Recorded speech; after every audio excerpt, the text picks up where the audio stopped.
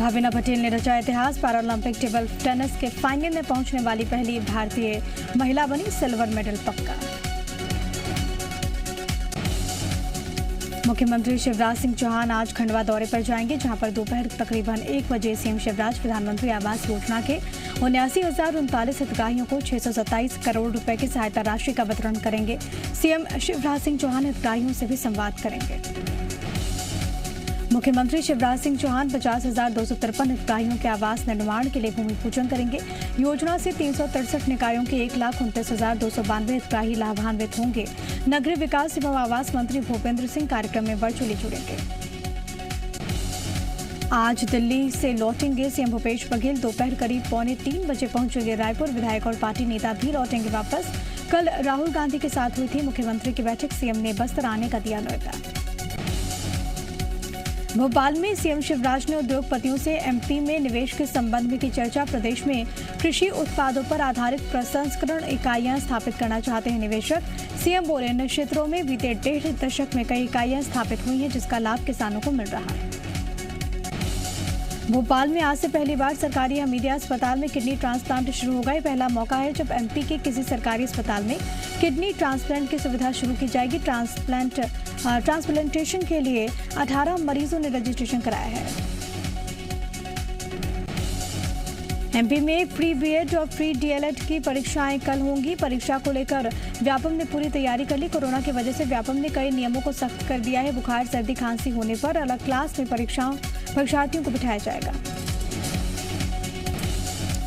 Pre BEd के लिए 311 और प्री डीएलएड के लिए 121 एग्जाम सेंटर्स बनाए गए। बीएड के 45,494 और डीएलएड में 28,674 स्टूडेंट शामिल होंगे। बता दें कि प्रदेश में बीएड की 14,000 और डीएलएड की 6500 सीटें हैं। एमपी में 1 सितंबर से स्कूल खुलेंगे। सीएम शिवराज की अध्यक्षता में हुई बैठक में कक्षा 6 से 12वीं तक के बच्चों के लिए स्कूल खोलने का फैसला लिया गया। बैठक में स्कूल शिक्षा मंत्री इंदर सिंह परमार और विभागीय अधिकारी मौजूद रहे। एमपी में 1 सितंबर से सरकारी और निजी स्कूल 50% छात्रों की उपस्थिति में खुल सकेंगे। छात्रों को स्कूल बुलाने के लिए अभिभावकों की सहमति जरूरी होगी। कोरोना गाइडलाइंस का कड़ाई से करना होगा पालन। इंदौर में डेंगू के 7 नए मरीज मिले हैं। इसके बाद डेंगू के मरीजों का आंकड़ा 57 जा पहुंचा। डेंगू की चपेट में 12 से 20 साल के उम्र के लोग आ रहे हैं। चिंता इसलिए बढ़ी है क्योंकि हर बार नए इलाके से डेंगू के पॉजिटिव मरीज मिल रहे हैं। इंदौर में स्वास्थ्य विभाग की टीम मरीजों के घरों के आसपास के इलाके में सर्वे कर रही है।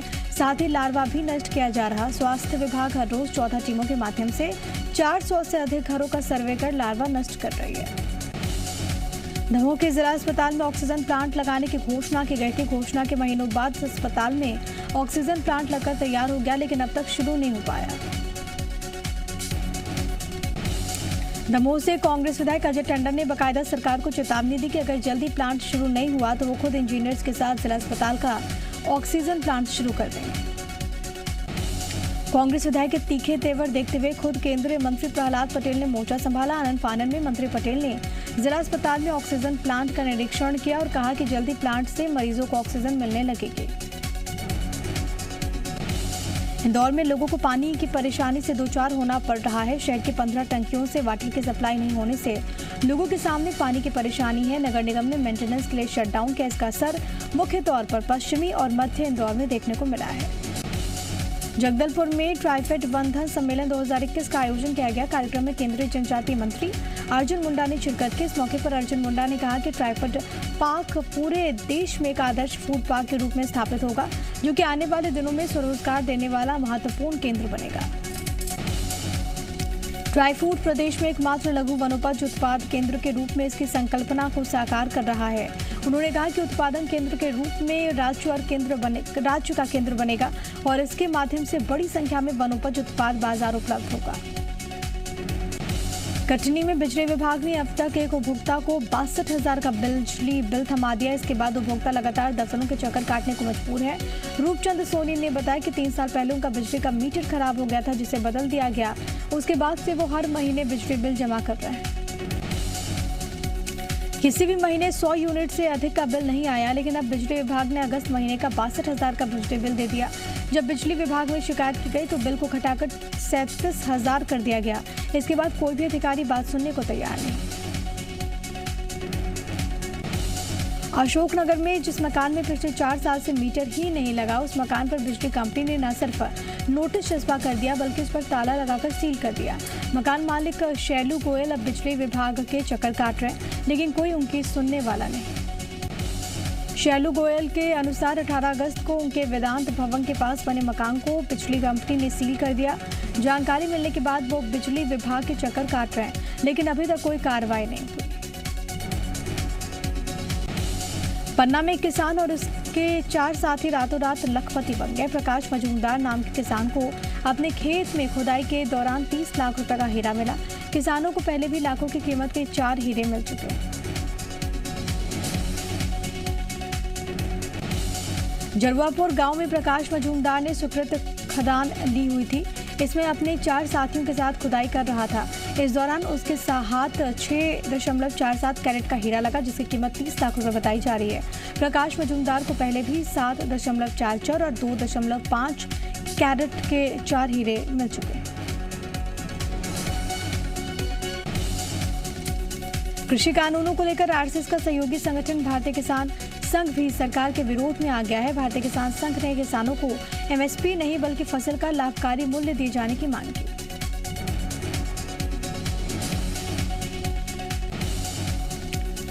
केंद्र सरकार को चर्चा के लिए 31 अगस्त तक का समय देते हुए चेतावनी भी दी कि अगर चर्चा नहीं हुई तो 8 सितंबर से देश भर में धरना प्रदर्शन होगा। दिल्ली में किसान आंदोलन को भारतीय किसान संघ ने समर्थन देकर 26 जनवरी की घटना के बाद वापस ले लिया था। ग्वालियर के भीतरवाद ब्लॉक में बाढ़ पीड़ित गरीब परिवारों को फटे पुराने कपड़े और जूते चप्पल बांट दिए गए। इसके बाद कई ग्रामीण एसडीएम कार्यालय पहुंचे और राहत के नाम पर मिले फटे कपड़ों और जूते चप्पलों का ढेर लगा दिया। 24 अगस्त को नजरपुर गांव में सांसद विवेक शेजवलकर से प्रशासन राहत सामग्री बंटवाई थी, लेकिन जरूरतमंद लोगों को खराब सामान बांटा गया। अब बाढ़ पीड़ितों का कहना है कि प्रशासन ने गरीबों के साथ भद्दा मजाक किया।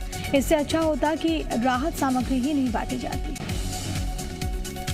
आगर मालवा के सुसनेर में बीजेपी के वरिष्ठ नेता दुले सिंह कलारिया धरने पर बैठ गए। जल संसाधन विभाग के कार्यालय के सामने वो अपनी खटिया लगाकर अकेले ही धरने पर बैठे हैं। उन्होंने धरना स्थल पर मुआवजा दो, जमीन दो या फिर जेल भेज दो का बैनर लगा रखा है। पूर्व मंडी अध्यक्ष दुले सिंह कलारिया का आरोप है कि डूब में आई जमीन का उन्हें पिछले 5 साल से मुआवजा नहीं मिला। दुले सिंह कलारिया ने मुआवजा बांटने में भ्रष्टाचार और कमीशन मांगने का भी आरोप लगाया। उनका कहना है कि वो लगभग सभी जगह शिकायत कर चुके हैं, लेकिन उनकी सुनवाई नहीं हुई। जय सिंहदेव और रामविचार नेताम पर आरोप लगाने वाले कांग्रेस विधायक बृहस्पति सिंह की मुसीबत कम होने का नाम नहीं ले रही। राज्यसभा सांसद रामविचार नेताम ने बृहस्पति सिंह के खिलाफ थाने में केस दर्ज की मांग की है। इसके साथ ही सबूत के तौर पर एक पेन ड्राइव भी पुलिस को सौंपी। कुछ दिन पहले बृहस्पति सिंह ने रामविचार नेताम पर आरोप लगाया था। उन्होंने कहा कि रामविचार नेताम ने मुझे मरवाने के लिए यज्ञ करवाया और इसमें बलि भी दी गई। अब रामविचार नेताम की शिकायत पर पुलिस ने जांच के बाद कार्रवाई का भरोसा दिया। इंदौर में सामाजिक कल्याण विभाग और स्वास्थ्य विभाग ने एक और अभियान की शुरुआत की। इंदौर में 18+ दिव्यांग और मानसिक रूप से बीमार लोगों का टीकाकरण केंद्र तक उन्हें आने की जरूरत नहीं होगी। योजना के अनुसार ऐसे लोगों के घर पहुंचकर टीकाकरण किया जाएगा। इंदौर में स्वास्थ्य विभाग ने इसके लिए विशेष योजना भी तैयार कर ली है। योजना के तहत जिला प्रशासन ने ऐसे लोगों की सूची तैयार कर ली। इसके साथ ही इस योजना को अमल में लाने के लिए सामाजिक संगठनों की भी मदद ली जा रही है। शहर में 100% वैक्सीनेशन के लिए योजना को शुरू किया गया है। रायगढ़ में 6 साल की बच्ची के साथ दुष्कर्म करने वाले आरोपी को पुलिस ने पकड़ा। बच्ची को बहला फुसलाकर सुने घर में ले गया था आरोपी। पॉक्सो एक्ट समेत कई धाराओं के तहत आरोपी गिरफ्तार। टीकमगढ़ में सेवा सहकारी समिति तालमऊ के प्रबंधक प्रमोद तिवारी के आवास पर लोकायुक्त की टीम ने मारा छापा।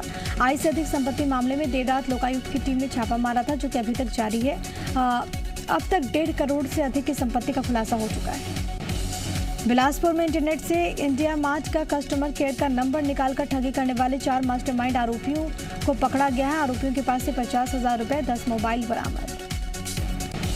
छतरपुर के किशनगढ़ आदिवासी छात्रावास में करंट लगने से एक छात्र की मौत। 17 साल का छात्र राजेश गौड़ तार से कपड़े उतार रहा था और इसी दौरान करंट की चपेट में आ गया। इसके बाद आनंद फानन में जिला अस्पताल पहुंचने पर डॉक्टर्स ने मृत घोषित किया। रायगढ़ में भाभी की हत्या करने के आरोप में देवर गिरफ्तार। अनावश्यक खर्चे पर हुई विवाद के बाद की गई थी हत्या। पूरा मामला कापू थाना क्षेत्र के बताती गांव का। नरसिंहपुर में 6 साल की बच्ची से रेप करने वाले आरोपी को पुलिस ने गिरफ्तार किया। कई धाराओं के तहत मुकदमा दर्ज कर पुलिस ने की कार्रवाई शुरू।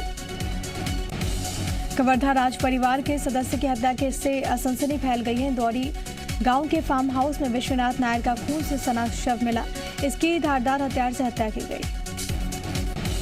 विश्वनाथ नायर राजमाता शशि प्रभा देवी का रिश्ते में भांजा था, जो कि 10 साल से इंदौरी गांव में रहकर खेती का काम देखता था। सूचना पर डॉग स्क्वाड के साथ पहुंची पुलिस को फिलहाल आरोपियों का कोई सुराग नहीं मिल सका। ग्वालियर में जमीन को लेकर 2 पक्षों में मारपीट हुई। जमकर चले लाठी और डंडे, दोनों पक्षों के लोग हुए घायल। शिंदे की छावनी स्थित निर्धल नगर का मामला पिटाई का वीडियो वायरल। पुलिस ने मामले में जांच शुरू की।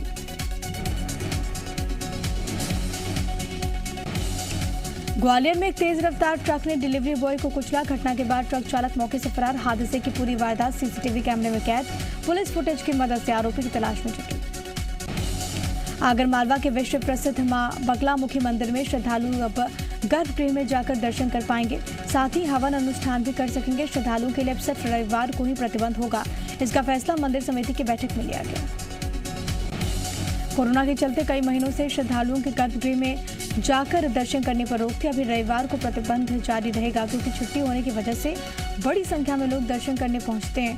रविवार को गर्भगृह में जाने पर प्रतिबंध रहेगा। देहरादून में टूटा रानी पोखरी का पुल। सीएम पुष्कर सिंह धामी ने दिए जांच के निर्देश। कमेटी गठित। अयोध्या में राम मंदिर निर्माण समिति और राम जन्मभूमि तीर्थ क्षेत्र ट्रस्ट की बैठक का दूसरा दिन आज। निर्माण की प्रगति पर होगी चर्चा। 3 महीने के टाइम टेबल प्लान पर चर्चा। सपा में शामिल हो सकते हैं पूर्व कैबिनेट मंत्री अंबिका चौधरी। अपनी बेटी के साथ कर सकते हैं साइकिल की सवारी। माफिया डॉन मुख्तार का बड़ा भाई सिबगतुल्लाह अंसारी भी आज हो सकता है सपा में शामिल। कोरोना की रोकथाम में भारत ने रचा इतिहास। एक दिन में 1 करोड़ से अधिक दी गई वैक्सीन की डोज। पीएम मोदी ने देशवासियों को दी बधाई। जलियांवाला बाग का नया परिसर बनकर तैयार। प्रधानमंत्री मोदी आज शाम राष्ट्र को करेंगे समर्पित। वीडियो कॉन्फ्रेंसिंग के जरिए करेंगे उद्घाटन। गृह मंत्री अमित शाह का आज से 3 दिन का गुजरात दौरा। अहमदाबाद में चल रहे विकास प्रोजेक्ट की करेंगे समीक्षा। कई परियोजनाओं का करेंगे उद्घाटन। सुप्रीम कोर्ट के सामने आत्मदाह वाले मामले में पूर्व आईपीएस अधिकारी अमिताभ ठाकुर गिरफ्तार। भेजे गए जेल। दुष्कर्म का आरोप लगाने वाली युवती को आत्महत्या के लिए उकसाने का आरोप। दिल्ली में मोहम्मदपुर गांव का नाम बदलने के प्रस्ताव पर गरमाई सियासत। आप का बीजेपी पर आरोप। यूपी के बाद दिल्ली में भी की जा रही हिंदू मुस्लिम राजनीति। काबुल एयरपोर्ट पर अटैक के 36 घंटे के भीतर आईएसआईएस के ठिकानों पर हवाई हमले। अमेरिका ने ड्रोन से बनाया निशाना। आईएसआईएस को भारी नुकसान की खबर। काबुल एयरपोर्ट के मिलिट्री एरिया में घुसा तालिबान। मिलिट्री एरिया के 3 अहम हिस्सों पर 313 बदरी फोर्सेज यूनिट का कब्जा। अमेरिका का दावा, तालिबान के पास एयरपोर्ट संचालन का कोई चार्ज नहीं। अमेरिका ने काबुल एयरपोर्ट पर एक और आतंकी हमले की आशंका जाहिर की। एयरपोर्ट की बढ़ाई गई सुरक्षा। अमेरिका ने तालिबान और हक्कानी नेटवर्क को अलग अलग गुट बताया। आरबीआई दिसंबर में शुरू कर सकता है डिजिटल करेंसी का ट्रायल। चरणबद्ध तरीके से लागू होगी वर्चुअल करेंसी। दुनिया भर के 14% सेंट्रल बैंक चला रहे हैं पायलट प्रोजेक्ट। दुनिया के सबसे सफल सीईओ बने टिम कुक। एप्पल कंपनी में गुजारे 10 साल। कंपनी का रेवेन्यू 2 लाख करोड़ रुपए के कराया पार। अपने पैसेंजर व्हीकल्स कारोबार को अलग करेगी टाटा मोटर्स। एनसीएलटी ने दी परमिशन। पिछले साल कंपनी ने की थी घोषणा।